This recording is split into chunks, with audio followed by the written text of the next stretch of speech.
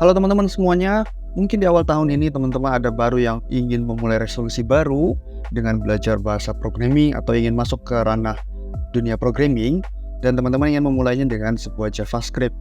Oke, di sini saya akan membuatkan sebuah video tentang dasar-dasar dari JavaScript. Oke, kita akan lihat dulu apa saja materi atau outline yang akan dipelajari dari video ini. Ada 9, ada kenapa kita akan menggunakan JavaScript, ada Hello World, kemudian ada tipe data, variabel, operator, pemilihan, perulangan, fungsi, dan juga ada tugas nanti di akhir buat teman-teman. Oke, video ini ditujukan untuk teman-teman yang ingin belajar secara cepat dan ringkas tentang bahasa pemrograman, terutama dalam bahasa JavaScript ya. Oke, kita langsung masuk ke materi pertama.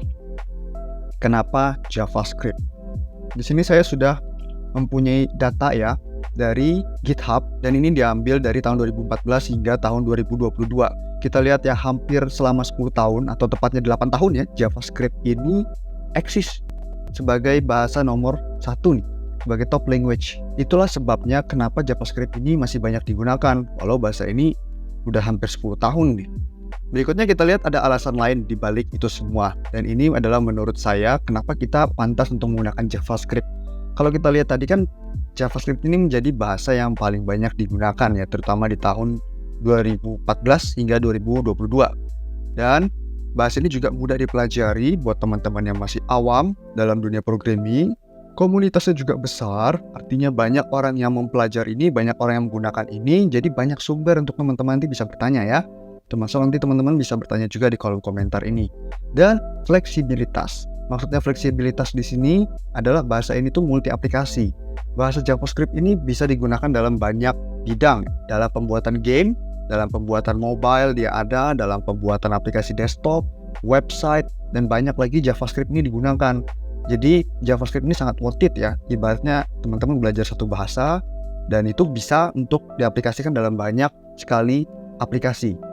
Oke, kita masuk dulu ke prasyaratnya untuk mengikuti kelas kali ini atau video kali ini. Itu ada 2 saja, ada text editor atau code editor. Teman-teman nanti bisa memilih apapun ya, mau Visual Studio Code, Sublime Text, atau Notepad++, dan juga ada browser nanti untuk kita melihat hasilnya, atau bahkan kita tidak perlu browser sama sekali sebenarnya. Oke, kita masuk ke materi yang pertama tentang Hello World. Kita lihat di sini ya bagaimana JavaScript itu menampilkan pesan atau mencetak sebuah kata. Ada 5 cara ya, ada console.log, console.error, console.warn, console.debug, console.info. Tapi di sini yang akan dibahas hanya 3. Kenapa hanya 3? Karena pada level industri atau pada kegunaan sehari-hari hanya 3 ini yang digunakan, yang berwarna dicetak tebal ini ya, sedangkan untuk 2 lain itu biasanya tidak digunakan. Oke, bagaimana kalau kita langsung masuk saja ke latihan, kita langsung lihat bagaimana kode langsung. Oke, di sini saya sudah membuka Visual Studio Code saya dan kita akan membuat sebuah folder baru. Oke, teman-teman bisa pilih bebas ya dimanapun. Nah, di sini saya akan memilih lokasinya saya akan membuat folder terlebih dahulu. JavaScript dasar. Oke, kita buka. Nanti ada beberapa hal yang saya ingin teman-teman lakukan terlebih dahulu. Nah, pertama-tama teman-teman bisa klik tombol di sini ada extensions ya. Teman-teman bisa buka di sini. Nah, teman-teman bisa cari di sini yang namanya code runner. Nah, kita pilih yang paling atas yang logonya itu .run ya. Ini nanti tuh gunanya untuk kita nge-run JavaScript kita ya. Nanti teman-teman tinggal install saja. Oke, setelah selesai di install, teman-teman bisa buat file baru. Nah, kita bisa beri nama misalnya index.js. Untuk JavaScript kita pakainya .js ya teman-teman. Oke, kita enter dan disinilah kita akan memulai pemrograman kita untuk pertama kalinya. Kita akan mulai dulu dari Hello World ya. Misalnya kita kasih dulu nama Hello World. Nah, ini kita komen dulu. Untuk komen, teman-teman bisa tekan Ctrl+/ ya. Nah, atau teman-teman bisa tambahkan manual juga di sini dengan / gitu. Oke. Kemudian kita bisa mulai dari console.log atau Hello World seperti ini. Sebentar, saya coba besarkan terlebih dahulu. Nah, dengan console.log ini, teman-teman sudah mencetak pesan pertama kalinya menggunakan JavaScript. Bagaimana cara nge-run-nya? Ada 2 cara ya teman-teman. Teman-teman bisa menggunakan ini tadi, ada tombol run di sini. Ini tuh didapat dari extension yang teman-teman download sebelumnya ya, dari Code Runner sebelumnya. Kalau teman-teman klik, nanti dia akan menampilkan Hello World di sini. Oke. Atau cara keduanya bagaimana? Teman-teman juga bisa buka Chrome ya. Teman-teman bisa buka Chrome di sini. Chrome kosong saja atau buka tab apa saja di sini. Teman-teman kemudian bisa tekan F12. Oke. Atau teman-teman bisa klik kanan, kemudian ada inspect di sini. Nah, tekan tombol inspect. Nah, terus teman-teman pilih console. Di sini teman-teman juga bisa memulainya ya. Kita coba ya, console.log dari halo. Seperti itu. Kita enter, Anda akan menampilkan halo. Nah, teman-teman bebas mau pakai yang mana, mau pakai Visual Studio Code atau menggunakan browser. Tapi saran saya tetap menggunakan kode editor karena dengan adanya kode editor ini kita bisa menyimpan hasil pekerjaan kita. Oke, selanjutnya kita akan coba dulu ya ke 5 jenis tadi. Kita coba dulu dari console.log, kemudian kita coba console.error. Kita coba dengan pesan yang sama. Kemudian kita juga punya console.warn atau peringatan. Kemudian juga ada console.debug, console.info. Nah, sekarang kita coba jalankan ya dengan cara yang sama. Kita coba run. Nah, kelihatannya sama ya 5-5-nya. Apa bedanya gitu? Nah, ini tuh terlihat bedanya waktu teman-teman coba konsol ini, teman-teman tampilkan di browser. Coba ya, kita kan pakai console.log ya, tulisannya warna putih nih. Kalau kita console.error, misalnya kita kasih pesan ini error. Oke, kita enter. Nah, kelihatan ya bedanya. Di sini dia warnanya merah ya, terlihat error gitu. Atau kita coba console.warn. Ini warning. Kita enter. Nah, di situ teman-teman bedanya. Bagaimana dengan console.debug ya? Kita coba debug. Kenapa undefined? Nah, jadi console.debug ini nanti akan digunakan dalam hal lainnya. Makanya di sini saya belum bahas terlebih dahulu. Juga console.info itu juga perilakunya terlihat sama ya dengan console.log. Nah, makanya mungkin teman-teman di sini saya akan membahas hanya 3 ini saja, console.log, console.error, console.warn. Oke, kita sudah belajar tentang memulainya dengan Hello World. Oke, selanjutnya kita akan masuk ke tipe data. Tipe data ini ada banyak ya di dalam JavaScript. Di sini ada 8 setidaknya, 8 tipe data dalam JavaScript. Dan lagi-lagi hanya yang saya cetak tebal ini yang saya bahas. Kenapa? Karena sisanya ini biasanya tidak terlalu digunakan. Dan perlu hati-hati ya, yang nomor 8 ini, objek. Objek ini dia punya turunan lagi. Objek ini dia ada 3 lagi. Dia dapat berupa objek, dapat berupa array, dan juga dapat berupa date ya. Oke, kita langsung masuk lagi ke kode editor kita. Oke. Nah, teman-teman kalau mau pisah filenya boleh, atau mau langsung lanjutkan di kode ini juga boleh. Tapi di sini saya akan sambung saja. Tipe data. Nah, tipe data tadi kita ada string, number, boolean, undefined, null, dan object. Kita mulai dulu ya. Dari string dulu ya. Kita bisa buat sebuah console.log, terus kita bisa tambahkan type of. Nah, type of, nah kita bisa masukkan di sini. Ini string. Gitu. Bagaimana kalau yang atas kita komen dulu ya. Nah, type of ini digunakan nanti untuk mengecek ya tipe data dari komen yang di sebelahnya ini ya, atau sintaks dari sebelahnya ini, apakah ini berupa string atau number atau apa gitu. Kita bisa lakukan ini berulang-ulang. Sekarang kita coba untuk number 1, 2, 3 gitu misalnya. Kemudian ada boolean. Boolean itu maksudnya dia true atau false ya. Jadi nanti ada beberapa kondisi teman-teman itu akan menggunakan kondisi hanya benar atau salah. Begitu. Jadi boolean itu nanti akan sangat berguna ya di sini. Ada juga undefined, ada juga null, ya. Dan ada yang terakhir itu object. Nah, object ini kita akan bahas nanti belakangan. Kita kasih komen dulu seperti biasa, oke?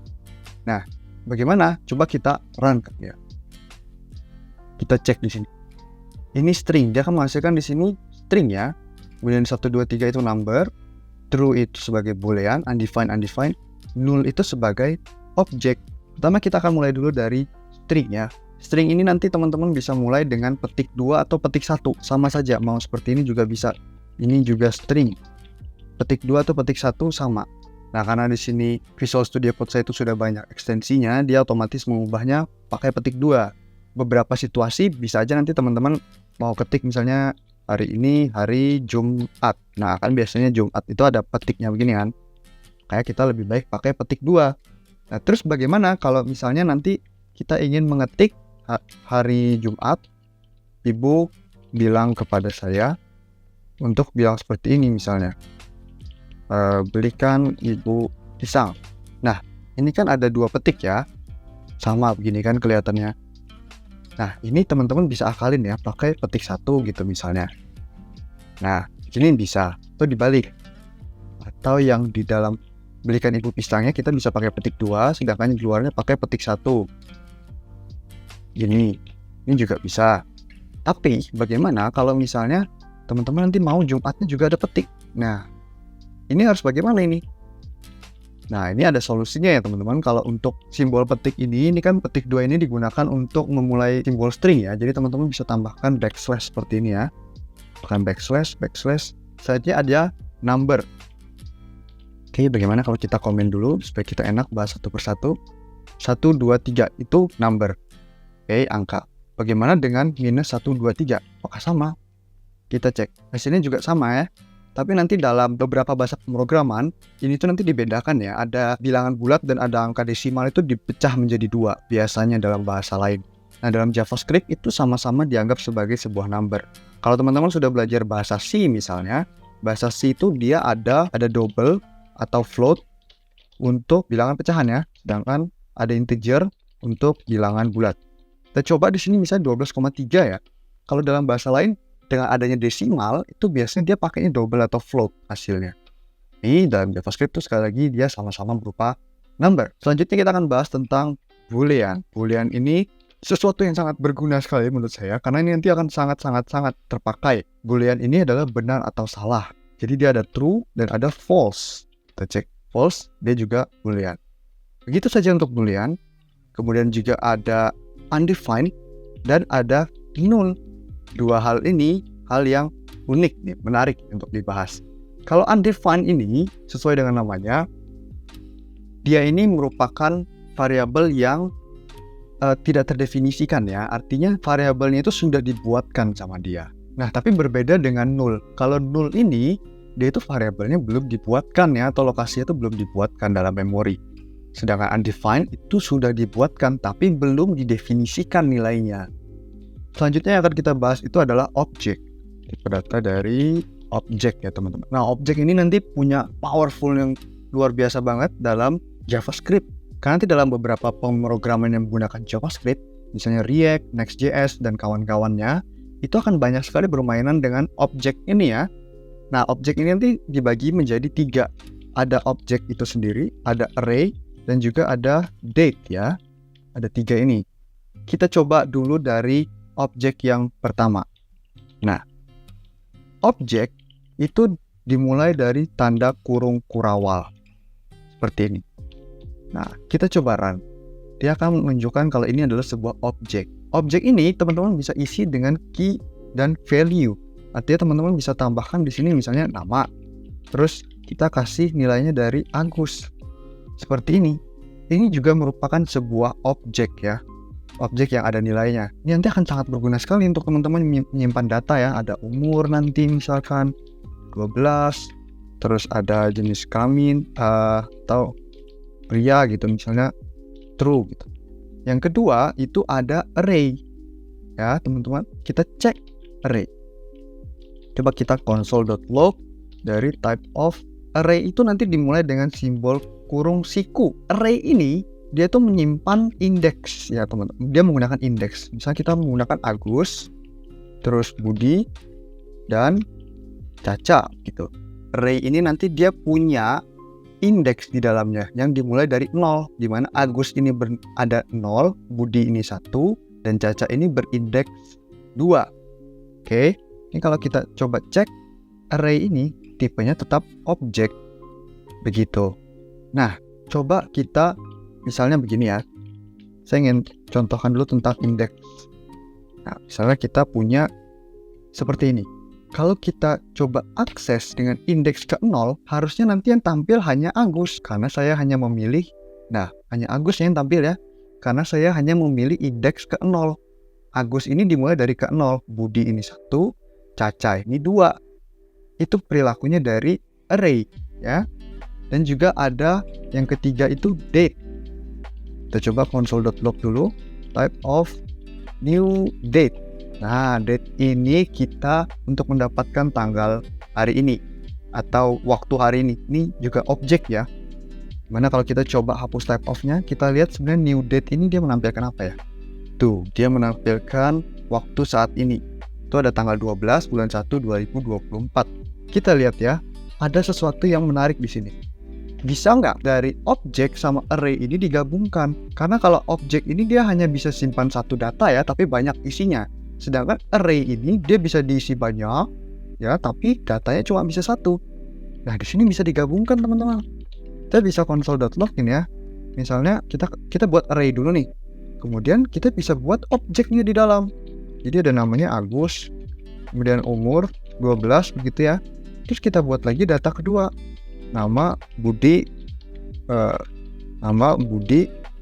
terus umur 31. Nah, ini bisa teman-teman. Ini juga masuknya sebagai objek kalau kita cek ya.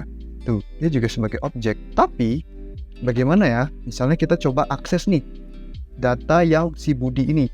Nah, kita kan bisa tambahkan indeks ke 1 ya. Kita coba run. Dia menampilkan datanya. Si Budi umur 31. Oke. Begitu ya tentang tipe data. Selanjutnya kita akan membahas yang keempat, yaitu tentang variabel. Variabel ini juga sangat-sangat berguna. Teman-teman harus paham tentang pemakaian variabel dalam JavaScript. Ada 3, ada var, let, dan cons. Sini saya sudah tuliskan juga definisinya. Ada yang berbahasa Inggris dan juga berbahasa Indonesia. Kalau teman-teman lihat di sini, var itu dikatakan adalah variabel yang di hoisting. Apa itu maksudnya di hoisting? Kita lihat ya yang pertama. Contohnya var. Kita lihat di sini. If true, var x sama dengan 10.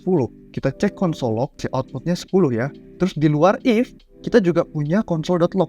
Outputnya juga 10. Maksudnya di hoisting, x di sini itu akan bernilai sama. Di semua fungsi, di semua blok kode, dia akan bernilai sama ya teman. Itu yang dinamakan hoisting. Nah, ini nanti bisa jadi masalah. Bagaimana nanti kalau teman-teman punya dua kondisi yang punya nama variabel yang sama ya. Misalnya sama-sama punya variabel namanya umur. Sedangkan if yang atas itu ingin mempunyai nilainya 0, sedangkan yang bawah itu ingin punya nilainya itu 1. Perlu teman-teman ketahui juga, kalau variabel itu dia punya yang namanya scope atau batasan ya, ada scope-nya begitu. Maksudnya scope di sini harusnya yang bagus itu x ini atau variabel x ini hanya berjalan di dalam if ini saja, dalam sebuah fungsi ini saja. Harusnya dia tidak menunjukkan di luar if ini. Hanya sejak saat itu JavaScript muncul let. Let ini merupakan variabel dalam fungsi yang bisa diberi nilai baru. Kalau kita cek ya, let y sama dengan 20. Hasilnya 20 outputnya di dalam if. Tapi di luar if, dia hasilnya not defined. Dia tidak tahu y itu berapa. Karena dia tidak di hoisting seperti var pada sebelumnya. Nah, bagaimana dengan cons? Cons ini dia sama ya seperti let. Cuma bedanya dia ini tidak bisa diubah nilainya. Kalau teman-teman udah buat cons z sama dengan 30, teman-teman tampilkan. Terus dicoba diubah nilainya jadi 40, itu nggak akan bisa. Karena dia akan pasti assign to constant variable. Dia nggak boleh diganti karena dia konstan. Selanjutnya akan dibahas adalah tentang operator. Operator ini kalau teman-teman punya latar belakang dari instansi pendidikan, harusnya teman-teman sudah belajar dari matematika dasar ya, atau mata kuliah matematika sejenis yang belajar tentang operasi matematika. Kita lihat di sini ada 8 operator. Tapi yang dijelaskan di sini hanya beberapa, atau lebih tepatnya hanya 6. Ada arithmetic, assignment, comparison, string, logical, dan ternary. Oke, kita bahas satu persatu. Arithmetic atau operasi matematika, ada tambah, kurang, kali, pangkat, bagi, ada modulus atau sisa bagi, ada increment dan decrement. Ini operasi matematika yang mungkin sudah teman-teman sering lakukan ya. Nah, ada juga assignment operator. Assignment operator ini sama ya, sebenarnya kayak operasi matematis, tapi D ini dipersingkat. Misalnya kita ingin membuat X itu X ditambah Y. Jadi X yang baru itu sama dengan X yang lama ditambah Y. Kita bisa menggunakan plus sama dengan. Jadi nanti X plus sama dengan Y. Selanjutnya kita akan cek dari comparison operator. Nah ini juga yang sangat penting ya. Ada sama dengan itu artinya dia bernilai sama. Ada sama dengannya 3 kali, itu nilai dan tipenya harus sama. Sedangkan kalau kita kasih tanda seru sama dengan itu artinya tidak sama. Dan kalau tidak sama yang 2 kali dan ada tanda notnya, artinya itu tidak sama nilainya atau tidak sama juga tipenya. Ada juga lebih besar, kurang dari, lebih besar sama dengan, kurang dari, dan juga ada ternary operator. Ada string operator, kita bisa gunakan plus untuk concatenation atau dia untuk menghubungkan. Gunanya apa? Nanti kalau teman-teman menyimpan sesuatu itu dalam variabel, kita bisa tambahkan di sini. Kita juga bisa pakai plus sama dengan untuk menambahkan teks gitu ya. Sama aja sebetulnya. Ada logical operators juga, ada and, ada or, dan ada juga not. And ini berarti kedua-duanya itu harus betul. Sedangkan or itu salah satu betul, itu dia sudah dianggap betul. Dan juga ada not ya. Not itu artinya dilawankan. Kita coba langsung masuk ke kode. Kita sekarang sudah ada di kode editor kita. Sini kita bisa tambahkan pesan dulu operator ya. Kita coba dulu dari yang paling gampang. Kita coba console.log 1 tambah 1. Kita akan melakukan operasi aritmatika ya. Operasi matematika biasa. Console.log 1 tambah 1 hasilnya berapa? 2. Kita mungkin coba ini ya, pangkat bisa gunakan 2 simbol bintang ini. Misalnya 4 pangkat 2 deh. 4 pangkat 2 itu kan 16 ya. Misalnya nanti hasilnya 16 teman. Nah itu eksponensial atau perpangkatan ya. Ada juga bagi, ada modulus. Nah mungkin modulus ini yang teman-teman jarang dengar ya. Modulus ini sisa bagi. Sisa bagi itu berarti misalnya gini, 4 dibagi 2 itu kan nggak ada sisa baginya. Karena 2 dikali 2 itu kan 4 kan, nggak ada sisa baginya. Tapi kalau misalnya 5 modulus 2 sama saja kayak 2 dikali 2 itu kan 4. Tapi ada sisanya 1. Nah, 1 itulah yang akan keluar sebagai keluarannya atau sebagai outputnya. Kayak 5 modulus 2 itu hasilnya adalah 1. Jadi modulus itu adalah sisa bagi. Kemudian ada juga increment dan decrement. Increment dan decrement ini juga unik. Kita coba console.log ya. 1 plus plus gitu kan. Nah, increment itu dia berguna untuk menambahkan suatu nilai itu dengan 1. Hanya ditambahkan dengan 1. Coba kita 1 plus plus. Nah, dia nggak bisa. Dia menampilkan pesan error di sini ya. Karena increment atau decrement itu hanya bisa digunakan untuk variabel. Misalnya saya punya di sini kita buat variabel i, kita kasih nilai 1. Kita coba console log dulu ya. Harusnya hasilnya 1 ya teman-teman. Bagaimana dengan i++? Harapan kita outputnya adalah 2. Tapi kenapa waktu kita coba tampilkan hasilnya tetap 1? Itu karena dalam console log ini dia itu akan menampilkan i-nya terlebih dahulu, baru dia akan ditambahkan. Nah, bagaimana cara menampilkan angka 2-nya? Kita bisa console.log i yang kedua. Harusnya i yang kedua ini bernilai 2. Begitu teman-teman. Atau ini tidak usah kita masukkan dalam console.log, kita masuk i++ begini. Nah, ini berarti i itu bernilai 1. Ini kita kasih komen ya, i sama dengan i tambah 1, di mana i yang di sini itu adalah nilai sebelumnya ya. Yang sebelah sini itu adalah nilai sebelumnya. Nilai sebelumnya adalah 1, maka 1 tambah 1 hasilnya adalah 2. Kalau kita cek console log yang i di line 41 ini. Oke, begitu juga dengan decrement ya. Dia akan menggunakan min seperti ini. Maka 1 dikurangi 1 hasilnya adalah 0 teman-teman. Oke, selanjutnya kita akan masuk ke assignment operator atau operasi assignment ya. Kita sudah melakukannya di sini. Ada let i sama dengan 1. Itu artinya kita mengassign atau memberi nilai i itu sama dengan 1. Bisa juga plus sama dengan, misalnya kita kasih let x itu plus sama dengan 1 gini ya.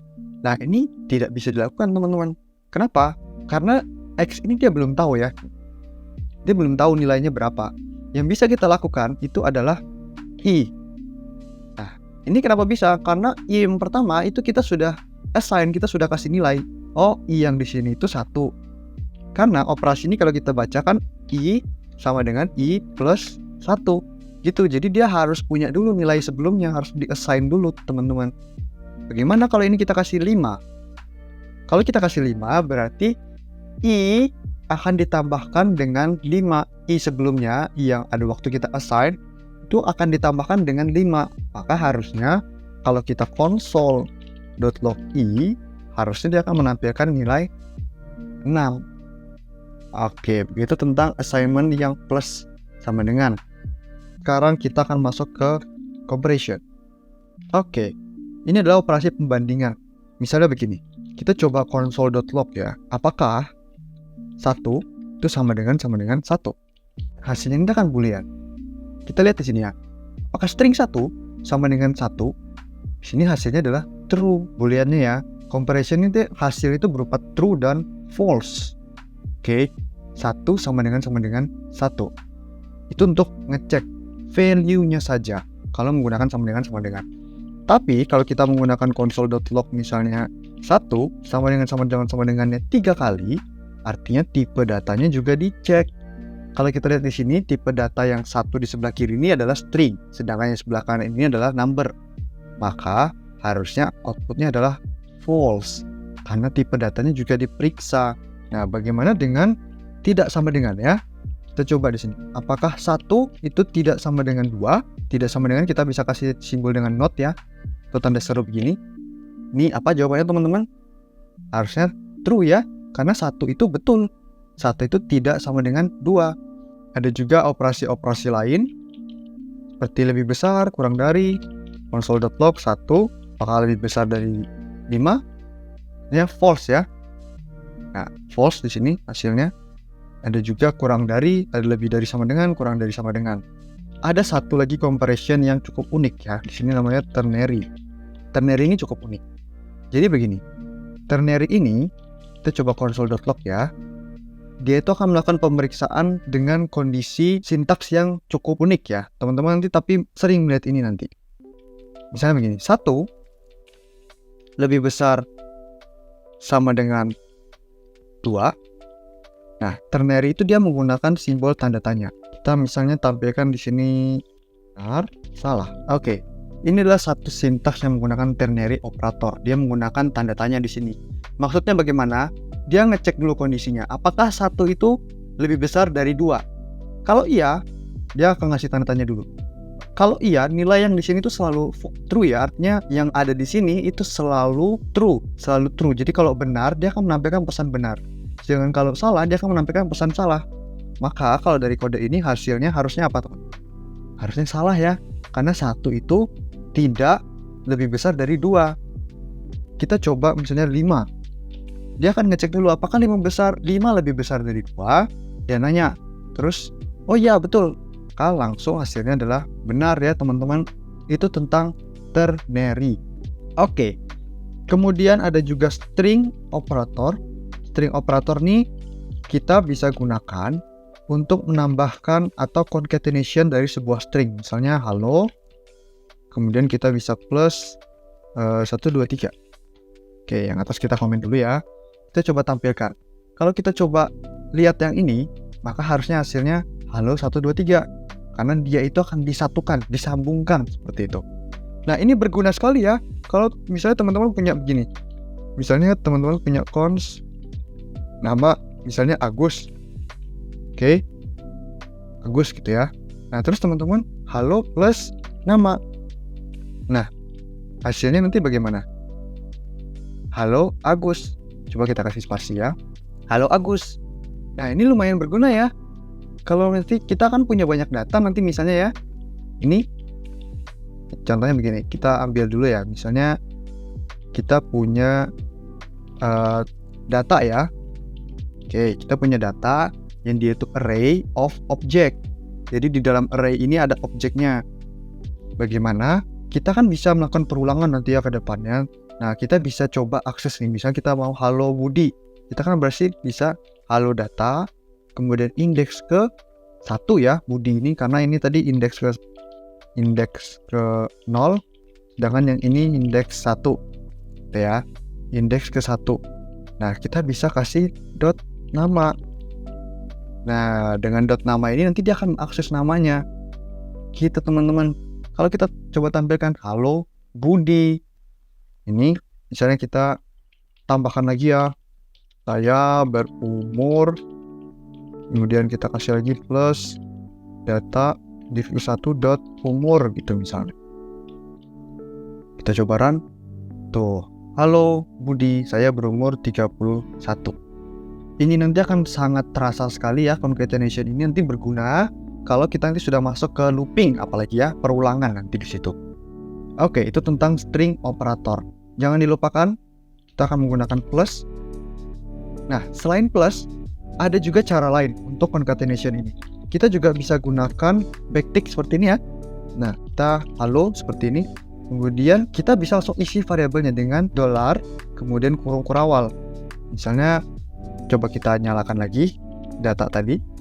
Kita coba halo, misalnya data indeks ke-1 dot nama. Nah, ini lumayan ya, lebih clean ya kelihatannya. Halo Budi ya. Nah, dengan menggunakan backtick seperti ini, kita harus tambahkan $, sama kurung kurawal seperti ini. Ini artinya nanti variabel ya, harus bernilai variabel di sini. Atau operasi juga bisa di dalam sini. Oke, itu tentang string operator. Bagaimana dengan logical operator sekarang? Logical operator. Logical operator ini nanti dia akan punya ada 3 ya, ada AND, OR, dan ada NOT. Kita coba dulu ya, console.log. AND itu artinya semua kondisi itu harus bernilai true baru dia benar. Saya kasih contoh di sini. Kita akan menggunakan ternary operator ya, seperti yang sebelumnya di sini. Oke, kita misalnya coba ngecek dulu. 1 kurang dari 10, kemudian kita kasih dan 2 kurang dari 10. Nah, kalau benar kita kasih benar, kalau salah kita kasih salah.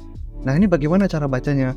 Itu berarti begini, apakah 1 kurang dari 10 dan 2 itu kurang dari 10? Kalau dua-duanya bernilai benar, maka benar yang kode yang ada di sini akan dijalankan. Dia akan menampilkan pesan benar. Kalau kita run, dia akan menghasilkan benar ya, karena kedua-duanya bernilai benar. Bagaimana kalau begini? Ini kan 1 kurang dari 10-nya benar ya, tapi 20 itu kan tidak kurang dari 10. Maka dia akan salah. Karena dan itu dua-duanya harus betul ya. Dalam segi bahasa juga kita bisa analogikan. Misalnya teman-teman mau beli nasi goreng dan mie goreng. Artinya teman-teman pulang dengan harapan sudah punya dua-dua barang itu ya, nasi goreng dan mie goreng itu ya, dua-duanya. Berbeda dengan or atau. Kalau kita punya atau, misalnya 1 kurang dari 10 atau 20 kurang dari 10, gini, itu salah satu benar dia sudah dianggap benar. Salah satu saja betul, dia akan menjalankan kode benar ini. Kita coba run ya, yang bawah. Oke, hasilnya benar. Oke, karena 1 kurang dari 10 itu benar. Itu saja sudah cukup. Walaupun 20 itu salah ya. 20 kurang dari 10 itu salah. Oke, dengan analogi yang sama, misalnya tadi teman-teman bilang, aku mau beli nasi goreng atau mie goreng. Berarti kan teman-teman salah satu saja udah benar ya. Teman-teman meminta salah satu aja udah boleh lah. Ada juga operasi NOT. NOT itu artinya dia melawankan nilainya. Kita kasih contoh. Console.log dari true. Oke, console.log dari true, maka hasilnya true. Kalau kita kasih not, maka dia akan dilawankan jadi false. Materi berikutnya adalah pemilihan atau percabangan atau conditional statement ya. Ada 5, ada if else, ada if, else, switch, dan ternary. Ternary tadi sudah kita bahas ya sebelumnya. Itu adalah cara penulisan atau pemilihan dengan cara yang lain selain if ya. Kita langsung masuk saja ke kode kita. Kita sudah masuk ke kode kita coba clear console kita dulu. Kita bisa clear tadi ya, tambahkan kode clear, enter. Sebenarnya dia akan clear. Oke, kita komen dulu. Nah, kemudian kita kasih di sini keterangan kalau kita akan belajar tentang pemilihan. Oke, kita komen. Pemilihan ini sesuai namanya dia akan memilih. Oke, dia akan memilih if. Saya kasih contoh, misalnya kita punya cons jenis kelamin sama dengan pria. Oke, jadi kita punya variabel dengan nama jenis kelamin. Nah, kemudian kita lakukan pemilihan. If Misalnya jenis kelamin, kalau dia itu pria, maka kita tampilkan console.log halo cowok.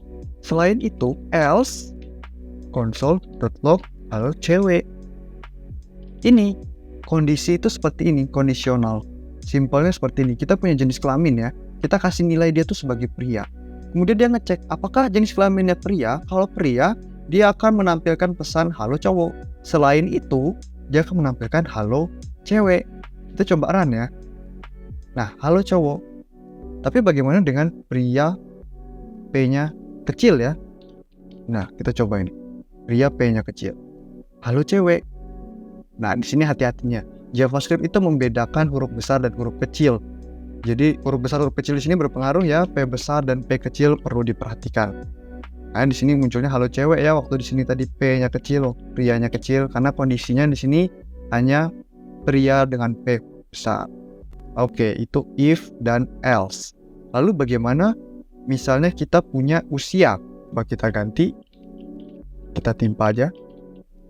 Misalnya kita buat sebuah cons usia sama dengan 12 misalnya. Oke, ini kita komen dulu. Nah, saya ingin melakukan sebuah pengecekan ya.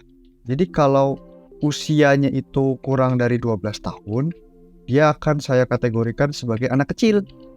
console.log anak kecil. Oke. Kita bisa pakai else. Oke, else ini kan artinya sisanya ya. Selain dari usia kurang dari 12 itu akan sebagai apa? Kita kasih console.log misalnya tidak diketahui. Oke, nah bagaimana kalau kita ingin membuat banyak kondisi? Kita bisa membuat banyak kondisi itu dengan menambahkan else if. Nah, kita tambahkan kondisi lainnya.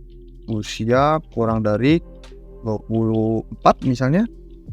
Kita kasih di sini console.log remaja. Terus else if lagi, usia kurang dari 65, console.log dewasa. Kita coba save. Kita coba run usia kurang dari 12, apakah betul? Hasilnya adalah remaja. Kenapa? Karena 12 itu dia akan melakukan pengecekan ya.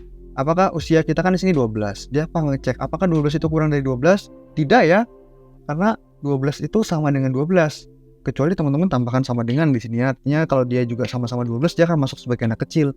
Nah, dia akan masuk sebagai remaja. Inilah pemilihan. Dia bisa punya banyak, mau 10, 11 else if, boleh teman-teman. Itu tentang if, else if, dan else. Kemudian kita juga punya switch. Sekarang kita punya switch di sini. Switch itu untuk sesuatu pemilihan yang sudah kita ketahui. Maksudnya diketahui itu apa? Misalnya begini, kita ingin switch usia. Artinya kondisinya usia. Apa yang ingin kita cek? Usianya. Nah, kita kasih case. Misalnya kalau case-nya 1, oke, kita kasih code. Ini sintaksnya ya, sintaks dasarnya. Ada case 2, ada break. Dan ada default, ada break. Oke, case. Nah, ini value-nya. Value yang teman-teman udah asumsikan sebagai pasti ya. Jadi pasti ada gitu nilainya.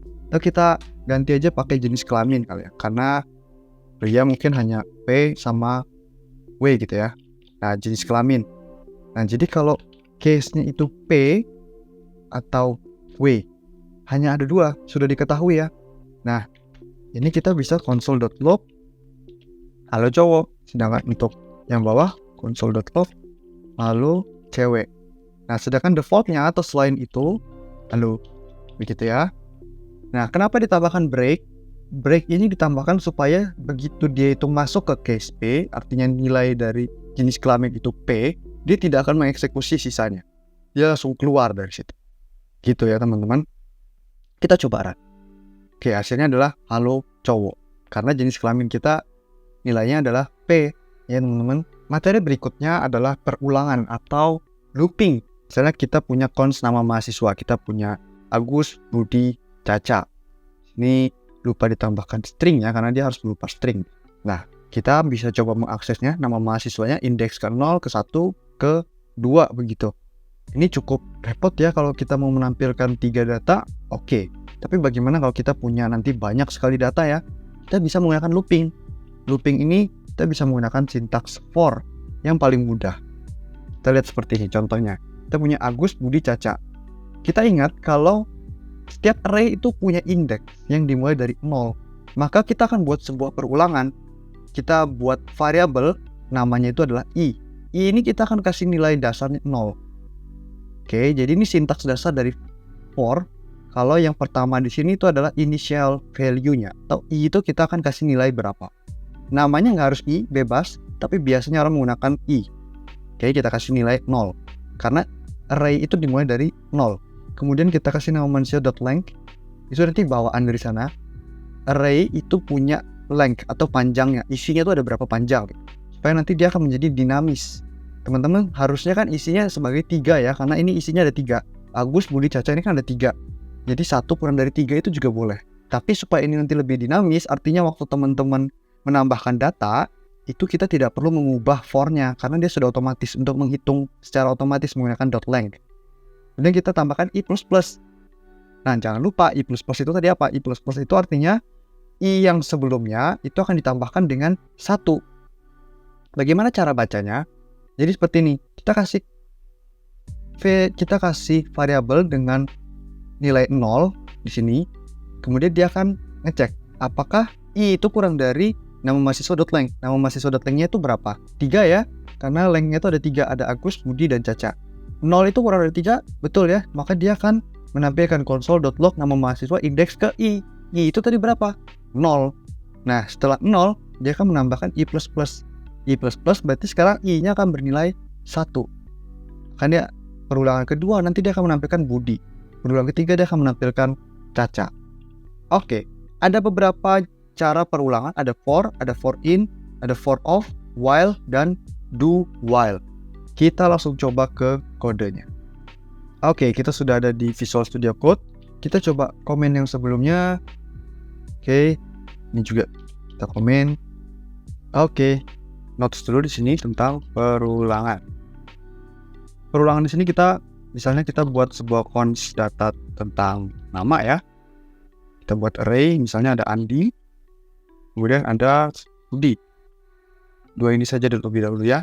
Gimana kalau kita coba console log terlebih dahulu ya dari nama ini? Apa hasilnya? Kita coba run. Nah, hasilnya adalah Andi dan Budi. Nah, perlu teman-teman ketahui kalau array itu dia punya beberapa fungsi-fungsi dasar yang sudah diberikan dari sana ya. Misalnya ada dot, ini semua ya ditampilkan nih. Nah, ada dot length di sini. Dot length ini adalah untuk menghitung berapa jumlah di dalamnya. Oke, coba kita run. Oke, hasilnya adalah 2. Nah, dengan memanfaatkan ini, kita bisa melakukan perulangan ya, untuk menampilkan semua data nama di dalamnya. Oke, kita kasih for, kita buat for loop, misalnya kita kasih let index, atau kita ganti i saja. Let i sama dengan 0, terus kemudian array, kita ganti dengan nama, dot length. Ya. Kemudian kita bisa coba tampilkan console.log i. Kemudian kita bisa plus nama indeks ke i. Nah, coba kita run ini ya teman-teman. Maka hi Andi, hi Budi. Dia menampilkan semuanya. Dan ini sudah otomatis kalau teman-teman tambahkan Caca, terus Dadu, tulis begitu. Oke, coba run. Nah, dia sudah otomatis ya, karena dia ngeloopingnya itu berdasarkan nama .length atau isi dari nama ini, ada berapa isi di dalamnya, otomatis menjalankan perhitungan. Itu tentang for. Oke, ada bentuk perulangan lain, yaitu ada for in, for of, while, dan do while. Kita lihat satu persatu ya. Kita coba komen dulu lebih dahulu. Kita coba for in, misalnya. Kita coba for in, kita berikan nama const key in object. Nah, ini kita berikan sebagai nama. Kemudian kita coba tampilkan console.log dari key. Oke, kita lihat apa bedanya. Kalau in, dia itu akan menampilkan indeks di dalamnya ya, atau key di dalamnya. Maksud saya adalah array itu menggunakan key value itu menggunakan indeks ya. Jadi sebetulnya dalam array itu kan dia seperti ini. Awal itu Andi, ya, kemudian 1 itu Budi. Nah, jadi key-nya itu adalah angka ini, adalah indeks ini 0, 1. Nah, berbeda dengan objek tadi. Kalau objek Itu tadi kan kita buat sendiri ya. Kita buat begini, nama itu Andi. Nah, ini key-nya adalah si nama ini. Gitu. Jadi kalau teman-teman coba nge-looping objek gitu ya, misalnya nanti bisa pakainya ini hasilnya. Hasilnya adalah key-nya ini. Oke. Kita kembali lagi ke for in. Nah, berbeda dengan for of. For of ini value-nya yang dihasilkan. Nah, dan ini lebih canggih ya, kita nggak perlu nge-assign seperti ini ya, nggak perlu i++, nggak perlu nama .lang, nggak perlu kawan-kawannya. Kita bisa langsung seperti ini. Of nama ya. Dan kita bisa kasih cons data gitu misalnya. Kita bisa langsung console.log. Kita pakai template lateral misalnya halo terus $data. Dan dengan kode seperti ini kita coba tampilkan. Nah, hasilnya halo Andi, halo Budi, halo Caca, halo Dadu. Karena kalau dia pakai of itu nilainya yang dikembalikan. Kalau pakai in itu key-nya yang dikembalikan. Oke, jangan terbalik. Kemudian ada while. While dan ada juga do while. The while. Oke. While ini berarti dia akan melakukan kondisinya terlebih dahulu. Jadi while kondisinya apa? Jadi misalnya nama.lang, atau kita bisa buat dulu i kurang dari nama.lang. Nah ya. Mau nggak mau kita harus buat dulu let i sama dengan 0. Kita harus kasih assign dulu. Jangan pakai cons ya. Kalau pakai cons nanti dia nggak bisa diubah nilainya. Nah, dia akan melakukan console.log nama index ke i. Ini kurang lebih ya sama kayak for. Dan kita harus tambahkan di akhir i++. Gini teman-teman kalau kita pakai while. Ini cara bacanya kita nggak assign dulu ya. Itu sama dengan 0. Kemudian dia akan cek selama i itu kurang dari nama.lang, artinya 0 kurang dari 3, nama.lang itu kan 4. Dia akan menampilkan ini. Dan setelah itu dia akan menambahkan, akan melakukan increment ke dalam sini. Nah, sehingga kalau ini dijalankan, hasilnya datanya pun sama ya. Nah, berbeda dengan do while. Nah, kalau do while ini dia akan melakukan setidaknya satu kali terlebih dahulu, baru dia ngecek kondisinya. Dia akan melakukan console.log, misalnya hi, ini ya. Misalnya kita kasih nama i kurang dari nama.lang. Oke, kita lihat hasilnya. Nah, hati-hati ya, ini akan menyebabkan infinite loop karena kita tidak menambahkan increment-nya ya, karena dia tidak ada penjumlahnya. Untuk menghentikannya teman-teman bisa Ctrl C. Nah, kita coba clear terlebih dahulu dan kita coba run ulang. Nah, maka hasilnya 4 kali juga. Tapi di sini bedanya dia akan menjalankan setidaknya 1 kali terlebih dahulu. Maksudnya bagaimana? Coba ini kita buat kondisi dia salah. Jadi i itu tidak sama dengan 0. Kita coba lihat ini ya. Kita kan nge-assign nilai i sama dengan 0. Kemudian dia akan melakukan terlebih dahulu. Pertama-tama dia akan langsung lakukan, baru dia tambahkan. Atau 1 deh. Dia akan menjalankan ini setidaknya 1 kali.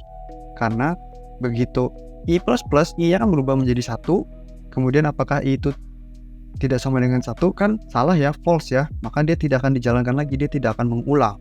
Tapi karena dia itu do while, dia akan dijalankan setidaknya 1 kali. Gitu, tentang perulangan. Materi berikutnya akan kita bahas itu mengenai fungsi. Di beberapa instansi pendidikan itu membedakan fungsi dan prosedur ya teman-teman. Kalau teman-teman dari instansi pendidikan mungkin dibedakan ada fungsi dan ada juga prosedur. Nah, apa itu fungsi atau prosedur? Didefinisikan sebagai sebuah blok kode yang dirancang untuk melakukan tugas tertentu. Nanti teman-teman bisa membuat suatu logika atau membuat suatu fungsi yang teman-teman itu bisa pakai berulang-ulang kali, bisa dipakai terus-terusan. 1 kali teman-teman nulis dan itu bisa dipakai berulang-ulang kali. Itulah fungsi dan prosedur. Nah, lalu apa bedanya? Kok di beberapa instansi pendidikan kok dibagi, ada fungsi dan ada juga prosedur. Oke, kita lihat bedanya. Kalau fungsi itu didefinisikan atau biasanya itu menggunakan return atau dia akan mengembalikan nilai. Biasanya itu untuk operasi matematika. Sedangkan prosedur itu dia tidak mengembalikan nilai. Biasanya untuk operasi selain matematika, misalnya hanya untuk mencetak data, untuk menampilkan data. Fungsi itu dibagi menjadi dua cara pemanggilannya. Ada fungsi ekspresi dan juga ada fungsi deklarasi. Fungsi ekspresi itu dia akan memasukkan fungsinya ke dalam sebuah variabel. Misalnya kita ingin membuat suatu fungsi untuk menjumlahkan dua buah angka. Ada sum to number, oke? Kemudian kita bisa panggil, kita hitung const result hasilnya gitu ya. Kita jalankan fungsinya sum to number 2,3. Nanti dia akan menambahkan 2,3. Nah, kalau kita perhatikan di sini kita ada return-nya, dan kalau kita balik ke pengertian sebelumnya, return itu berarti fungsi, dia mengembalikan nilai. Nah, kalau kita coba console.log 2 tambah 3 sama dengan result hasilnya nanti harusnya adalah 5. Berbeda dengan deklarasi. Deklarasi di sini kita langsung tuliskan function sum to number. Nah, kurang lebih sama ya, cuma berbeda aja cara tulisnya. Tinggal teman-teman enaknya nanti bagaimana cara menggunakannya. Cara panggilnya pun sama, kurang lebih ya. Dan ada satu lagi cara fungsi itu dipanggil, dan ini baru ada di JavaScript 6 ya, ada di ES6 baru bisa digunakan, yaitu fungsi panah atau arrow function. Arrow function ini nanti ada dua juga cara penulisannya. Kita bisa menggunakan count sum to number juga sama, kemudian kita langsung kasih parameternya dan kita kasih panah di sini, kasih sama dengan dan lebih dari. Nah, kemudian ini yang perlu diperhatikan, kalau teman-teman tidak menggunakan kurung kurawal, maka itu akan dianggap sebagai return atau dia mengembalikan nilai, mengembalikan sesuatu. Tapi kalau teman-teman menggunakan simbol kurung kurawal, maka itu akan dianggap sebagai suatu prosedur, dia tidak mengembalikan nilai.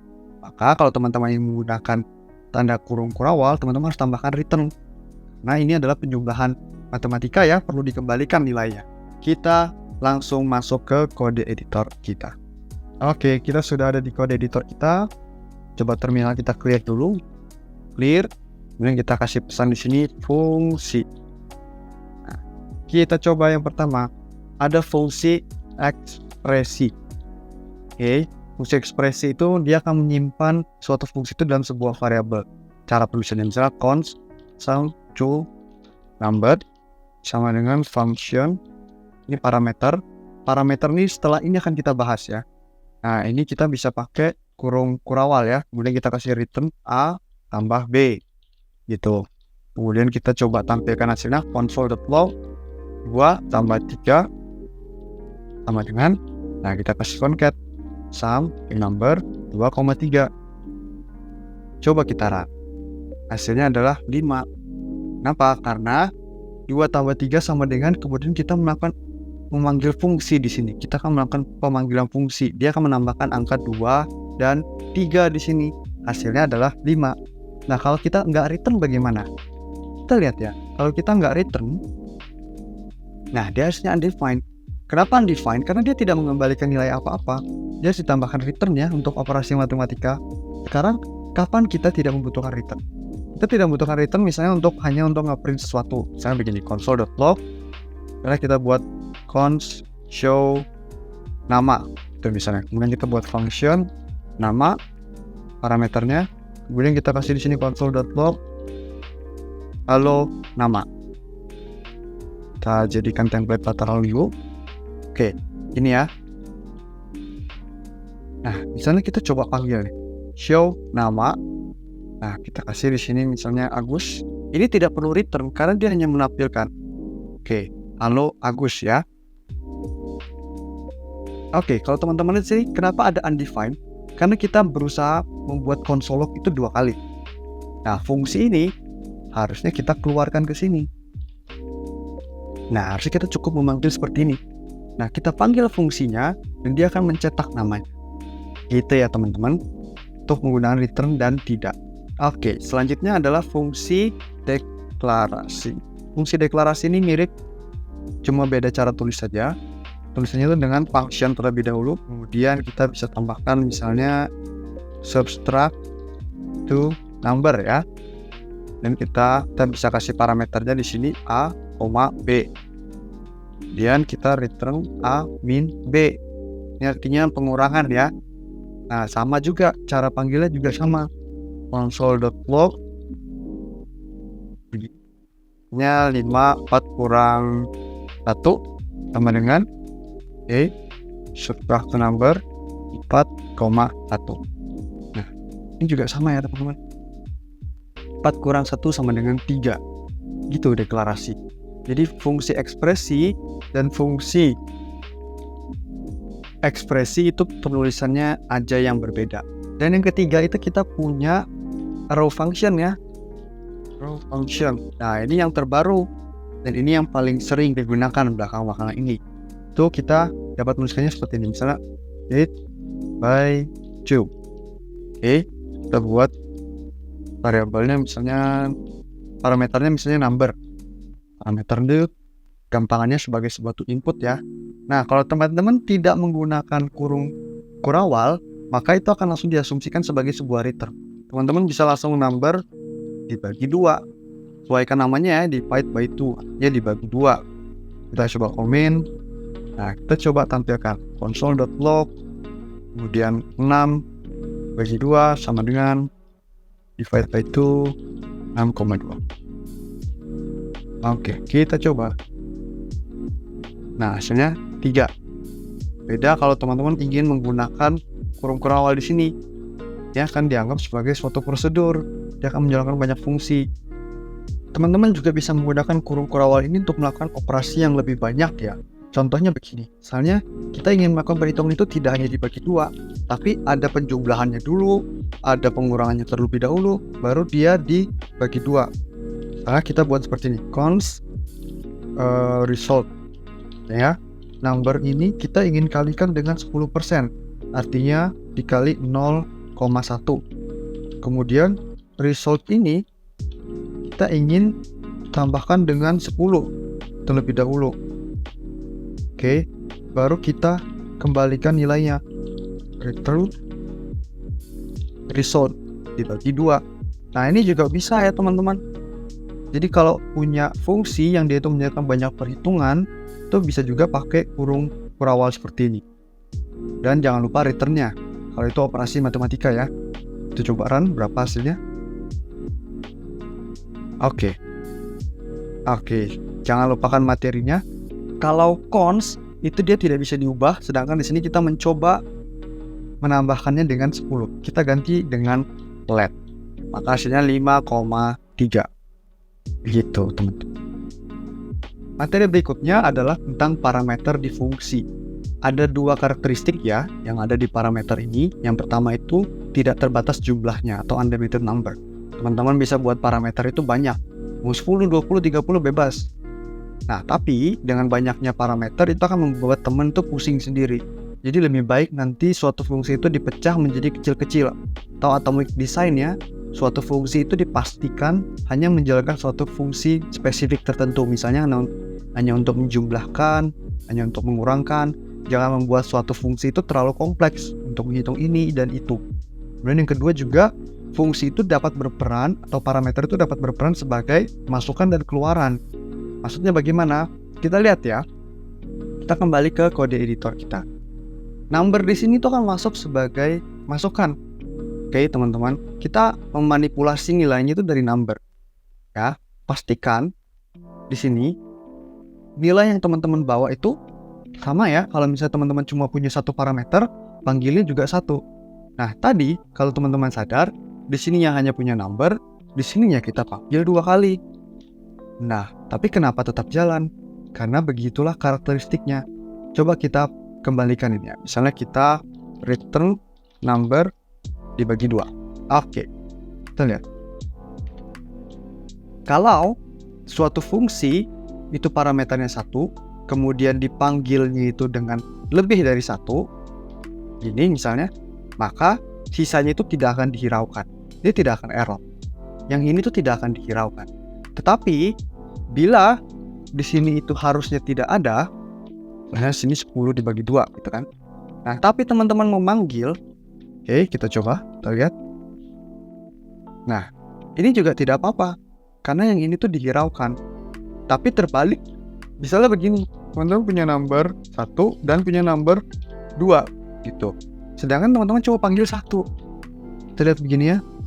Ini number 1 dibagi number 2. Nah, harusnya kan kita punya 2 parameter, tapi kita coba panggil 1. Ini akan terjadi error, karena harusnya dia punya 2, nggak cuma 1. kita bisa membetulkannya dengan menambahkannya. Ini baru betul. Jadi parameter itu gampangnya kita baca sebagai masukan ya, atau sebagai input. Yang berikutnya kita akan masuk ke tugas. Teman-teman nanti bisa kirimkan hasilnya lewat komen ya. Dan teman-teman yang lain yang sudah berhasil mungkin bisa sambil review-review atau bisa membaca hasil jawaban dari teman-teman yang lain. Di sini saya punya 2 tipe soal, ada yang mudah dan juga ada yang sulit. Kita mulai dari yang mudah. Soal yang pertama itu adalah buatkan saya sebuah fungsi yang dapat melakukan pencarian terhadap nilai terbesar dari sebuah array of number. Oke, di sini saya kasih 2 contoh input. Misalnya yang input pertama ada 6, 1, 2, 8, 2, 9, 7, 5, 0. Outputnya itu akan 9. Kemudian juga input kedua, kita bisa lihat angka di sini. Outputnya adalah 92 sebagai angka terbesar. Sebagai hint, teman-teman bisa gunakan perulangan atau looping. Supaya lebih memudahkan, saya kasih contoh teman-teman untuk lihat sini. Oke, kita punya data 1, ini datanya, dan ada punya data 2. Kita misalnya ingin mencari find biggest number ya. Saya sudah membuat fungsinya dengan nama find biggest. Oke, find biggest data 1 ini hasilnya nanti harapannya adalah 9. Coba kita run. Adalah hasilnya 9 ya.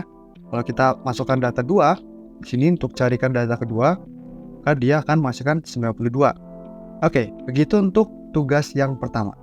Untuk tugas yang kedua, ini adalah tugas yang sulit. Di sini saya ingin teman-teman membuatkan sebuah fungsi juga dan prosedur yang melakukan klasifikasi usia berdasarkan objek yang terdiri dari nama dan usia dengan menampilkan pesan dari masing-masing individu. Hai, saya, kemudian tampilkan namanya. Saya adalah seorang, kemudian hasil klasifikasinya. Ini adalah datanya. Teman-teman bisa copy datanya di sini, atau nanti mungkin saya bisa sertakan di komen yang saya pin mungkin. Nah, di sini teman-teman bisa lihat kondisinya juga. Kalau 0 sampai 12 itu akan menghasilkan anak-anak, 13 sampai 24 itu remaja, dan seterusnya. Output yang saya harapkan itu nanti adalah nama saya, Agus Hartono, saya adalah seorang anak-anak, begini dan seterusnya. Oke, nah kita lihat contohnya. Ini bisa kita komen dulu. Nah, ini adalah datanya. Oke, kita coba nyalakan dulu. Ini datanya, dan kita coba show data ya. Kita kasih show data beserta klasifikasinya. Nah, dia langsung mengklasifikasikannya Agus Hartono sebagai anak-anak, Budi Hartono dewasa, Caca Bella sebagai lansia, dan Nero Robert sebagai anak-anak. Nanti dia akan ngecek ya setiap usianya. Begitu teman-teman. Hasilnya nanti teman-teman bisa jawab di kolom komentar ya. Teman-teman bisa juga lakukan review terhadap jawaban teman-teman lain yang ada di kolom komentar. Oke. Begitu saja untuk materi dasar dari JavaScript. Semoga teman-teman bisa belajar dengan baik dan memahaminya dengan baik pula. Like dan subscribe video ini kalau teman-teman suka dengan cara penjelasan saya dan teman-teman bisa memahaminya dengan baik. Semoga kita semua bisa saling support, saling mendukung satu sama lain. Terima kasih.